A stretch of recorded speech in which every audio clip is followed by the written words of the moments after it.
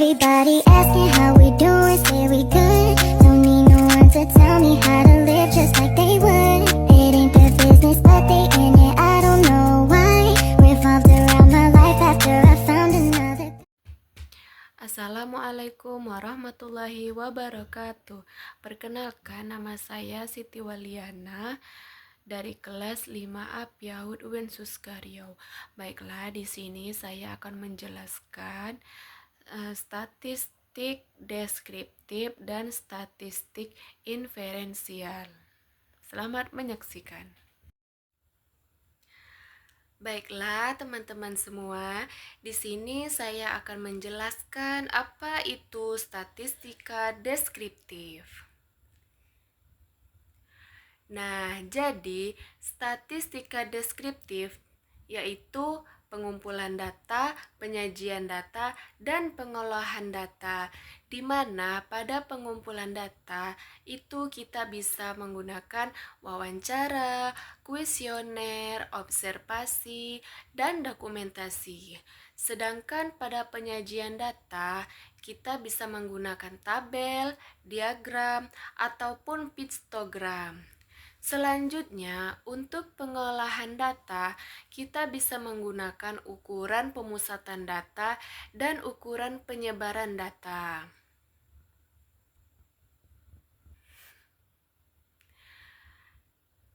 Nah, pengertian distribusi frekuensi. Distribusi frekuensi adalah data yang disusun dalam bentuk kelompok berdasarkan kelas-kelas interval dan menurut kategori tertentu. Data perlu disajikan dalam bentuk distribusi frekuensi agar kelihatan lebih sederhana dan lebih mudah untuk dibaca secara ditafsirkan sebagai alat informasi. Selanjutnya, tujuan. Tujuan dari pembuatan tabel frekuensi adalah untuk mengatur data mentah belum dikelompokkan ke dalam bentuk yang rapi tanpa mengurangi inti informasi yang ada. Adapun kelebihannya yaitu dapat mengetahui gambaran secara menyeluruh, dan kekurangannya adalah rincian atau informasi awal menjadi hilang. Istilah dalam tabel distribusi frekuensi. Yang pertama yaitu kelas-kelas, adalah kelompok-kelompok nilai atau variabel. Selanjutnya, batas kelas adalah nilai-nilai yang membatasi antara kelas yang satu dengan kelas berikutnya, terdiri dari dua, batas kelas atas dan batas kelas bawah. Nah, selanjutnya tepi kelas disebut juga dengan batas nyata kelas, yaitu batas kelas yang tidak memiliki lubang yang bisa ditempatkan angka tertentu, terdiri dari tepi atas kelas dan tepi bawah kelas. Selanjutnya, titik tengah kelas, yaitu nilai yang terdapat di tengah-tengah antara batas kelas bawah dan batas kelas atas. Selanjutnya, interval kelas, yaitu selang yang memisahkan antara kelas yang satu dengan kelas yang lain. Selanjutnya, panjang interval kelas, jarak antara tepi kelas atas dan tepi kelas bawah. Frekuensi, banyaknya jumlah data yang terdapat pada kelas tertentu. Ini adalah contoh salah satunya.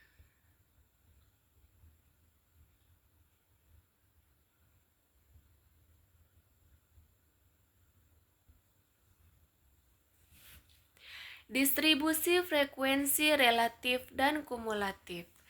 Distribusi frekuensi relatif yaitu membandingkan frekuensi masing-masing kelas dengan jumlah frekuensi total dikalikan 100%. Selanjutnya, distribusi frekuensi kumulatif ada dua, yaitu distribusi frekuensi kumulatif kurang dari dan lebih dari. Selanjutnya, distribusi frekuensi relatif. Distribusi frekuensi relatif nilai ujian akhir mata kuliah statistika. seperti contoh yang ada di tabel ini. Selanjutnya, distribusi frekuensi kumulatif kurang dari. Dan selanjutnya yaitu distribusi frekuensi kumulatif lebih dari. Ini merupakan distribusi frekuensi kumulatif lebih dari untuk nilai ujian mata kuliah statistika.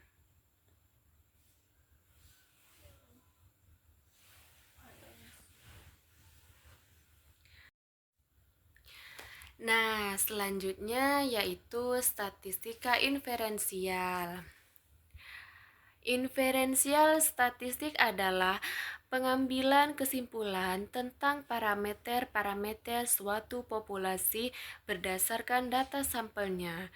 Inferensi statistik dapat dilakukan dengan estimasi parameter berupa titik dan inferal ataupun uji hipotesis. Estimasi parameter adalah teknik statistika untuk menduga nilai parameter dalam populasi berdasarkan statistik sampel yang dapat berupa estimasi titik ataupun estimasi interval. Parameter disebut juga true value dan statistik disebut juga estimate value atau estimator. Ada dua jenis estimasi, yaitu estimasi titik, point estimation, dan estimasi interval, di mana estimasi titik adalah memperkirakan suatu parameter berdasarkan satu nilai saja. Tentu saja hasil estimasi ini tidak memberikan tingkat keyakinan tertentu, sedangkan estimasi interval adalah memperkirakan suatu parameter berdasarkan banyak nilai dalam suatu interval tertentu, sehingga hasil estimasi interval akan memberikan tingkat keyakinan tertentu. Misalnya, untuk mengestimasi digunakan interval estimasi. Selanjutnya, ini disebut juga sebagai estimation error atau kekeliruan estimasi atau galat estimasi. Selanjutnya, uji hipotesis. Setelah peneliti mengadakan penelaahan yang mendalam terhadap berbagai sumber untuk menentukan anggapan dasar, maka langkah berikutnya adalah merumuskan hipotesis. Penelitian bertujuan untuk mengetahui sesuatu yang pada tingkat tertentu dipercaya sebagai sesuatu yang benar. Bertitik tolak pada pertanyaan yang disusun dalam bentuk masalah penelitian. Untuk menjawab pertanyaan itu, disusun suatu jawaban sementara yang kemudian dibuktikan melalui penelitian empiris, tetapi pernyataan itu masih bersifat dugaan, dan pada tahap ini kita mengumpulkan data untuk menguji hipotesis kita. Hipotesis dapat diartikan sebagai dugaan mengenai suatu hal, atau hipotesis merupakan jawaban sementara suatu masalah, atau juga hipotesis dapat diartikan sebagai kesimpulan sementara tentang hubungan suatu variabel dengan satu atau variabel yang lainnya. Namun, menurut Prof. Dr. S. Nasution, definisi hipotesis adalah pernyataan tentatif yang merupakan dugaan mengenai apa saja yang sedang kita amati dalam usaha untuk memahaminya. Selanjutnya, hipotesis statistik adalah hipotesis yang dinyatakan dengan parameter suatu populasi. Adapun definisi dari uji hipotesis adalah suatu prosedur yang digunakan untuk menguji kevalidan hipotesis statistika suatu populasi dengan menggunakan data dari sampel populasi tersebut. Sedangkan fungsi hipotesis adalah yang pertama, untuk menguji kebenaran suatu teori. Yang kedua, memberikan gagasan baru untuk mengembangkan suatu teori. Yang ketiga, memperluas pengetahuan peneliti mengenai suatu gejala yang sedang dipelajari. C. Pengujian hipotesis. Hipotesis yang baik selalu memenuhi dua pernyataan, yaitu yang pertama, menggambarkan hubungan antara variabel. Yang kedua, dapat memberikan petunjuk bagaimana pengujian hubungan tersebut. Oleh karena itu, hipotesis perlu dirumuskan terlebih dahulu sebelum dilakukan pengumpulan data. Hipotesis ini disebut juga hipotesis alternatif atau HA, atau hipotesis kerja HK atau H1. Hipotesis kerja atau H1 merupakan kesimpulan sementara bahwa sudah dilakukan suatu penelitian tindakan dan hubungan antara variabel yang sudah dipelajari dari teori-teori yang berhubungan dengan masalah tersebut. Untuk pengujian H1 perlu ada pembanding, yaitu hipotesis 0 atau H0. Hipotesis H0 disebut juga sebagai hipotesis statistik. Adalah pernyataan tentang nilai satu atau lebih parameter yang merupakan suatu status saat ini dan biasanya tidak ditolak kecuali data sampel menyimpulkan dengan kuat bahwa hipotesis ini salah. Hipotesis 0 digunakan sebagai dasar pengujian. Berdasarkan tingkat eksplanasinya, hipotesis yang akan diuji maka ada 3 macam hipotesis, yaitu hipotesis deskriptif, hipotesis komparatif, hipotesis asosiatif. Selanjutnya, langkah-langkah uji hipotesis. Yang pertama, menentukan hipotesis 0 dan hipotesis alternatif.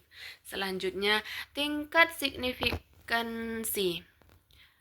Ketika inferensi statistik berdasarkan data sampel dilakukan, ada 2 kemungkinan terjadi suatu kesalahan. Nah, yang pertama, kesalahan. Baiklah, selanjutnya, penarikan kesimpulan dinyatakan tepat apabila kita menerima H0, karena memang H0 benar, atau H0 menolak HO, karena memang HO salah. Apabila kita menyimpulkan menolak HO, padahal HO benar, maka kita telah melakukan kekeliruan yang disebut kekeliruan atau galat jenis. Begitu pula sebaliknya, jika menyimpulkan untuk menerima H0 padahal H0 salah, maka kita telah melakukan kekeliruan yang disebut kekeliruan atau galat jenis. Baiklah, cukup sekian dari saya.